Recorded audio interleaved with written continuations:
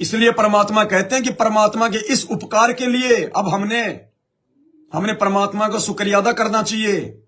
एकांत में बैठकर 24 घंटे में कभी भी 5 मिनट या 10 मिनट अपने गुरुजी के पास में बैठकर, उनके चरणों में बैठकर, माथा रखकर, जिन जिन भाई बहनों ने बेड लगा रखा है वो कम से कम एकांत में बैठकर अपने गुरुजी के चरणों में और उनका शुक्रिया अदा करो कि हे बंदी छोड़, हे परमपिता परमात्मा, हे मालिक, हम तुच्छ 2 कौड़ी के नीच जीवों पर आपने इतनी बड़ी मेहर करी मेरे मालिक।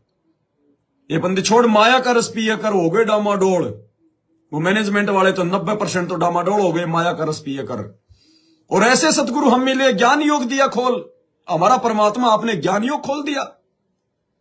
हमें शुक्रिया अदा करना चाहिए इस बात के लिए उस परमात्मा का, उस बंदी छोड़ का, कि परमात्मा ऐसे संभाल के रखना हमारे को। ये बंदी छोड़, हम भी 2 कौड़ी के जीव हैं, हमारी भी कोई औकात नहीं है। परमात्मा सावधानी हटी, दुर्घटना घटी, परमात्मा सावधानी हटने ही ना देना। ये बंदे छोड़, हम आज से ही अपना तन मन धन सब कुछ आपके चरणों में समर्पित कर रहे हैं परमात्मा। हमारी बुद्धि परमेश्वर आप अपने हाथों में रखना, हम आपके कुत्ते हैं, ये रस्सी परमात्मा अपने हाथों में रखना। ये बंदी छोड़, यदि हम भी कोई कुकर्म करना चाहें, कोई उल्टा काम करना चाहें तो परमात्मा आप ना करने देना। इस मन की बिल्कुल भी ना चले, क्योंकि मन मैं आज से आपको समर्पित कर रहा हूं। बंदी छोड़, आप हो बचाने वाले, हम तो खाली एक यंत्र हैं। पंखा चाहे 20 लाख रुपए का क्यों ना हो, टीवी चाहे 20 लाख रुपए का क्यों ना हो, वो केवल एक यंत्र है, वो अपनी मर्जी से काम नहीं कर सकता जब तक उसका मालिक उसका रिमोट नहीं दबाएगा। तो हम जीव हैं, चाहे छोटे हैं चाहे बड़े हैं, हम केवल एक यंत्र हैं। हमारा रिमोट या तो शैतान के हाथ में रहता है या फिर उस दयाल के हाथ में रहता है। तो परमेश्वर से यही प्रार्थना करें कि परमेश्वर, हम आत्माओं का रिमोट आप अपने हाथ में रखना। बंदी छोड़, हमारी एक भी ना चलने देना परमात्मा। हम आपसे यहां तक प्रार्थना करते हैं परमात्मा, यदि हमारे किसी भयंकर पाप कर्म के चलते, वैसे तो परमात्मा आप समर्थ हैं, आप बड़े से बड़ा पाप कर्म चुटकियों में जो है काट सकते हैं। फिर भी परमात्मा, यदि हमारा ऐसा कोई भयंकर कोई पाप कर्म हो कि हम इस जन्म में भक्ति पूरी ना कर पाए, कोई ऐसा भयंकर दाव हो काल का कि हम आपसे दूर होने हो, ये परमात्मा हम आपसे प्रार्थना करते हैं, उस काल का दाव लगने से पहले आप हमारे शरीर को जो है छुड़वा देना और दोबारा से परमेश्वर अपने चरणों में लेके हमारी भक्ति को सफल करना। यानी हमने हर प्रकार से अपने आप को गुरु जी को समर्पित कर देना है। गरीब शीश तुम्हारा जाएगा, तू कर सतगुरु की भेंट, और नाम निरंतर लीजिए, यम की लगे ना फेंट। और अपनी तरफ से पूरी कोशिश करनी है, फॉर्मेलिटी नहीं चलेगी भाई और बहनों। इस समय की नजाकत को समझो। इस वर्तमान समय पर धरती पर जन्म लेने के लिए 33 करोड़ देवी देवता, ब्रह्मा विष्णु महेश भी चंपी करते हैं परमात्मा की, चंपी करते हैं, वो रोते हैं, अरदास करते हैं कि परमात्मा छुड़वा दो ये देव शरीर।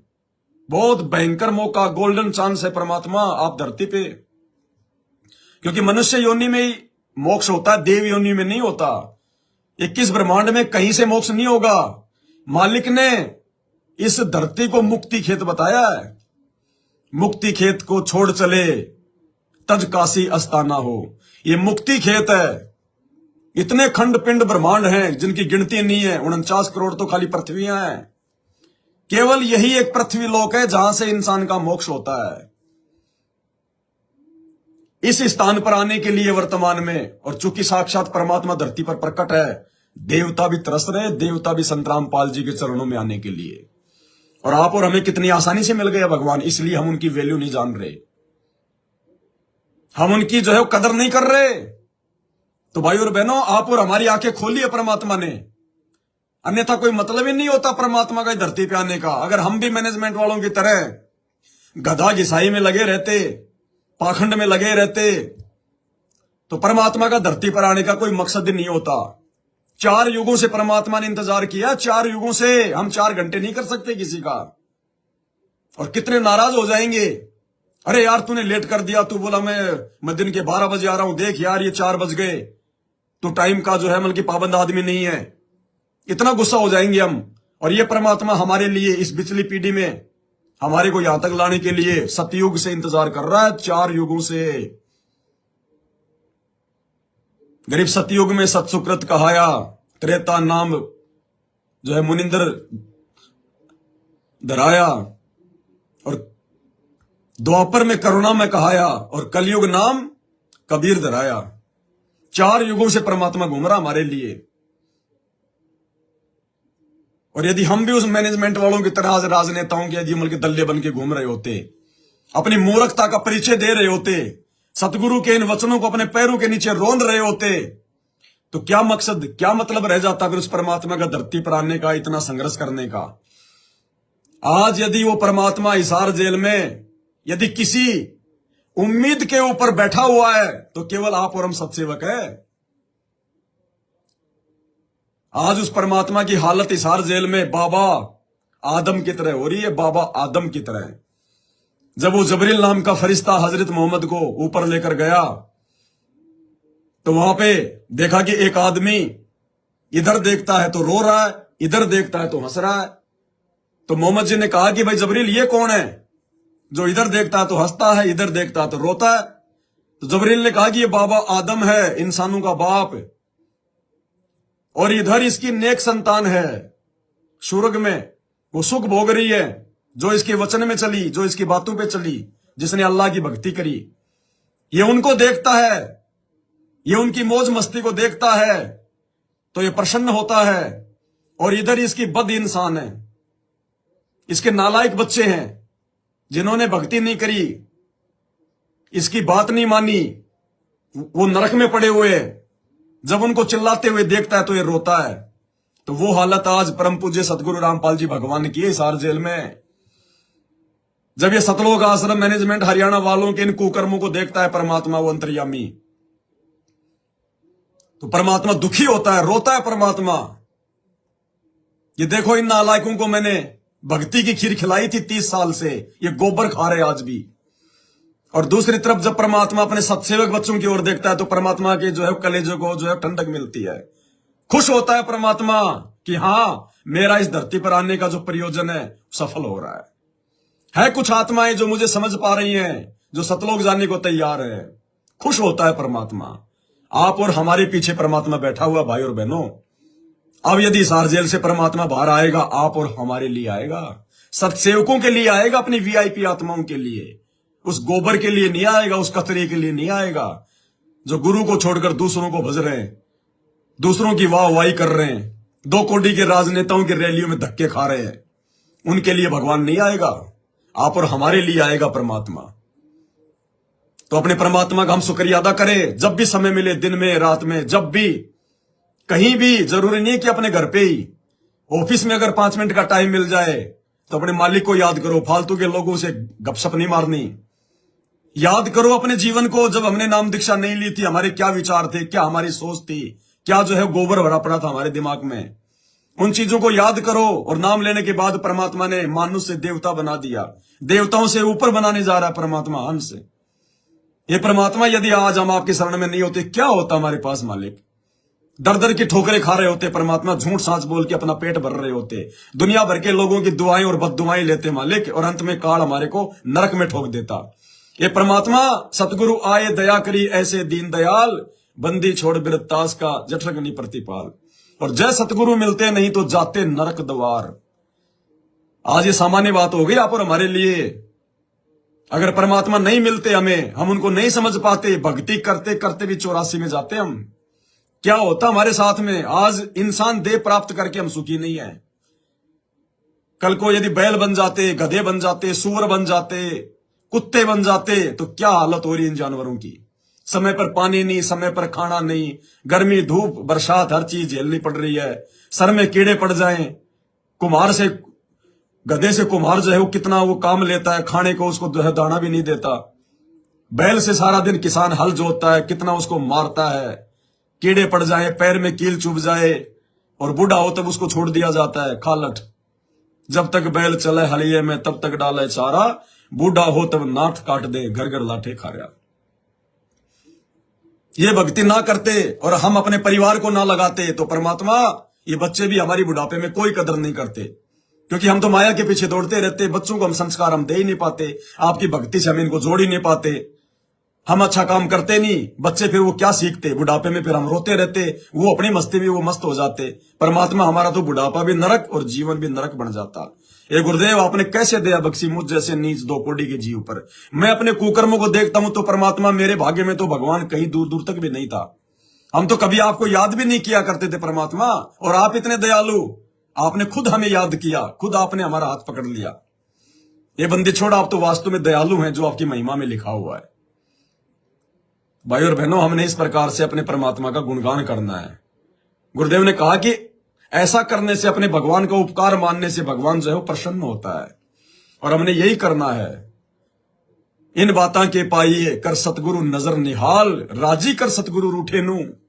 हम सतलोक में जिस सतगुरु रामपाल जी भगवान को नाराज करके आए थे, उनको रूठा दिया था काल के साथ आकर। आज हमने उस नाराज हुए परमात्मा को, आज हमने उसको राजी करना है। राजी कर सतगुरु रूठे नू। परमात्मा ने कहा कि बच्चों, मैं तुम्हें पार नहीं कर सकता। तो एक भगत ने कहा कि गुरुजी ऐसा क्यों, पार तो आप ही करोगे। तो परमात्मा ने कहा कि बेटा देख, मैंने तेरे को पार होने का मार्ग बता दिया, मैंने तेरे को पार होने का रास्ता बता दिया, मैंने तेरे को पार होने की वो भक्ति विधि बता दी।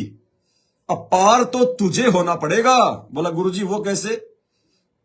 बोला बेटा, तू अपनी मर्जी से आया था, और जब तक तेरी मर्जी, जब तक तेरी स्वयं की तेरी इच्छा, इस काल लोक के इन दुखों को देखकर, इन झंझटों को देखकर, 84 लाख योनियों के इन कष्टों को देखकर, जब तक तेरी खुद की रुचि नहीं बनेगी वापस जाने की, तेरी इच्छा नहीं बनेगी बेटा, तब तक तुझे मैं भी नहीं लेके जा सकता, चाहे तू मेरी गोद में बैठा रहना।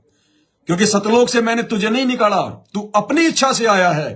तो इसी प्रकार यहां से तुझे मैं नहीं लेके जा सकता, तेरी अपनी जो इच्छा है वो तुझे लेकर जाएगी। तो भाई और बहनों, हमने यहां की हर चीज से, हर इच्छा से अपना मन हटाना पड़ेगा। जिस प्रकार हम सतलोक में डांटे नहीं डट रहे थे, वहां के सब सुखों को भुला दिया हमने। काल के ऊपर हमारी आस्था होगी कि पता नहीं हमारे को वहां जाके क्या मिलेगा, और यहां तो भगवान हमारे को बता रहा है। अब यहां के सुख तो हमने देख लिए, यहां तो दुख है, सुख नहीं है। यहां के सुख तो हमने देख लिए, और सतलोक के भगवान बताने लग रहा, इससे भी लाखों गुना उत्तम, जिसकी कोई मुंह से कोई जो है मतलब वर्णन नहीं किया जा सकता। और जो महापुरुष जो गए वापस आए, भगवान के जो है गवाह बने, उनके वो ग्रंथ एफिडेविट है, गवाह है, फिर किस बात की वही कमी। अब हमारी इच्छा बन जानी चाहिए। अब बताओ, आप में, हमारे में, उन मैनेजमेंट वालों में, सतलोक आश्रम वालों में, और हमारे में सत्सेवकों में, बताओ रात दिन का अंतर है। हम लोग जो है मतलब पीठ करके भी नहीं सोते इन राजनेताओं की तरफ, सौपन में भी कभी जिक्र नहीं करते, कौन बनेगा बाढ़ में जाए। हम अपनी मेहनत कर रहे हैं तो खा रहे हैं, हमारा रक्षक हमारा गुरु है, ये राजनेता हमारे रक्षक नहीं है। कल को राजनेता ही मर गया तो फिर उसकी रक्षा किसने की? एक्सीडेंट में मर जाता है, बीमारी से मर जाते हैं राजनेता, लोग उनको गोलियों से भून देते हैं, हेलीकॉप्टर में मर जाते हैं राजनेता, उनकी रक्षा किसने की? तो वो हमारी कहां से कर देगा? तो हमारा रक्षक हर प्रकार से हमारा गुरु, हमारा परमात्मा है। हम तो कभी सौपन में जिक्र भी नहीं करते इन राजनेताओं का, कौन बनेगा, कौन हारेगा, कौन जिएगा, कौन मरेगा, बाढ़ में जाओ, हमने ठेका ले रखा है।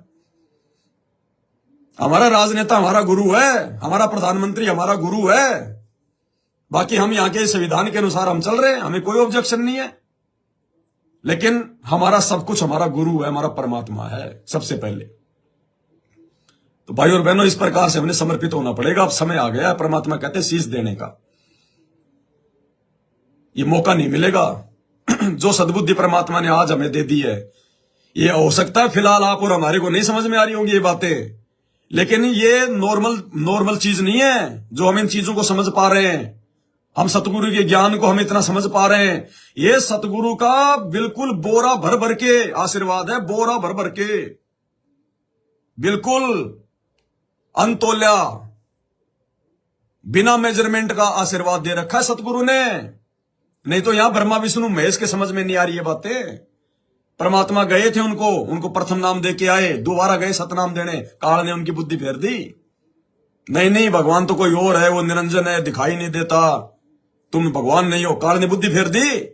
अरे जिस काल ने ब्रह्मा विष्णु महेश की बुद्धि फेर दी, उनको समझने नहीं दिया, और आप और हमारी पूरी तरह से समझ में आ गया, तो ये बिना सतगुरु के आशीर्वाद के संभव नहीं है। कोई सोचे कि मैं बहुत बड़ा भगत हूं, हैं, मैं तो जो है मतलब पढ़ा लिखा हूं, मैंने तो 20 बार जो है मैंने सृष्टि रचना को पढ़ा, तब मेरी समझ में आ गया। 2 कोटि के आदमी कोई औकात नहीं है, कोई औकात नहीं है, चाहे लाख बार सुन ले, कोई औकात नहीं है। जब तक सतगुरु नहीं समझाएगा, जब तक सतगुरु का आशीर्वाद नहीं होगा, उसकी रजा के बिना सृष्टि रचना का सह भी समझ में नहीं आ सकता, चाहे लाख बार पढ़ ले उसको। ये सृष्टि रचना इन्हीं शास्त्रों में लिखी हुई थी, इन्हीं वेदों में, इसी गीता में लिखी हुई है। लाखों साल हो गए इन वेदों को, हजारों साल हो गई इस गीता को, आज तक कोई सृष्टि रचना का सह भी नहीं समझ पाया। और भगवान ने दाना दाना गिना दिया और हम लोगों ने उसको समझ लिया, तो ये गुरु का विशेष आशीर्वाद है हम पर। इसलिए परमात्मा इन सत्संगों में कहते हैं, इसार जेल वालों में, कि बच्चों तुम्हारी जो किस्मत है उसके बराबर ब्रह्मा विष्णु महेश तो उसके पासिंग भी नहीं है। ये आप और हम सत्सेवकों के लिए संकेत है, उन आश्रमों की भीड़ के लिए नहीं है, आप और हमारे लिए है। जो गुरुदेव कहते हैं कि बच्चों तुम सामान्य आत्मा नहीं हो, तुम सामान्य भगत नहीं हो, और भगवान जो है तुम्हारी रक्षा करेगा, तुम्हारे बच्चों की रक्षा करेगा, लेकिन रहना पड़ेगा मर्यादा में। गारंटी दे रहा है भगवान। यहां मोदी की गारंटी फेल हो जाएगी आने वाले दिनों में, देख लेना, कुछ नहीं है, लेकिन इस भगवान की गारंटी फेल नहीं हो सकती। सतगुरु आदि अनादि है, सतगुरु मध्य है मूल, और सतगुरु को सिजदा करूं एक पलक नहीं भूल। सतगुरु पूर्ण ब्रह्म है, सतगुरु आप अलेख, सतगुरु रमता राम है, या में मीन न मेख है। इसकी गारंटी कभी फेल नहीं होगी। ये राजनेताओं की गारंटियां कोई गारंटी होती नहीं है, फेल क्या होगा, इनकी गारंटी नहीं होती। झूठे वादे इरादे, थोतले वचन।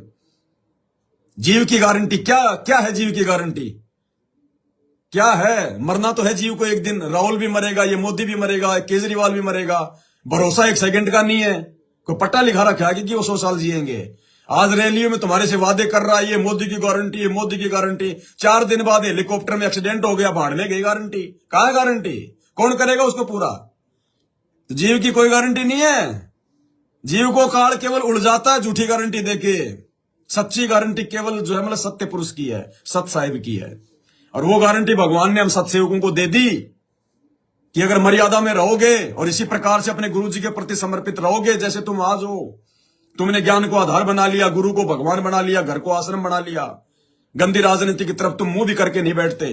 अगर इसी प्रकार से रहे तो तुम्हारी रक्षा, तुम्हारे बच्चों की रक्षा, ये देवता तुम्हारी चौकीदारी करेंगे। तो ये सतगुरु की गारंटी है, फेल नहीं हो सकती। साधु वचन पलटे नहीं, चाहे पलट जाए ब्रह्मांड। साधु बोले सहज स्वभाव, साधु का बोलिया मिथ्या न जाए। तो भाई और बहनों, आज के लाइव में केवल इतना ही। परमात्मा हम सबको इसी प्रकार से सद्बुद्धि दे, बंदी छोड़ हमें अपने चरणों में लगा के रखे। हमसे छोटी से छोटी जो है कोई भी गलती त्रुटि परमात्मा ना होने दे। बंदी छोड़ हमारे साथ में रहे, हम यही उम्मीद, यही कामना करेंगे। परमात्मा हमारी तरफ से हम पूरी कोशिश करेंगे। मालिक आप अंतर्यामी हो, आपसे कुछ हम छुपा नहीं सकते। बाकी परमात्मा आपके हाथ में, हम 2 कोटि के जीव हैं, कुछ नहीं कर सकते। हम आपके आश्रय, आपके भरोसे हैं। बंदी छोड़ सतगुरु रामपाल जी भगवान की जय हो।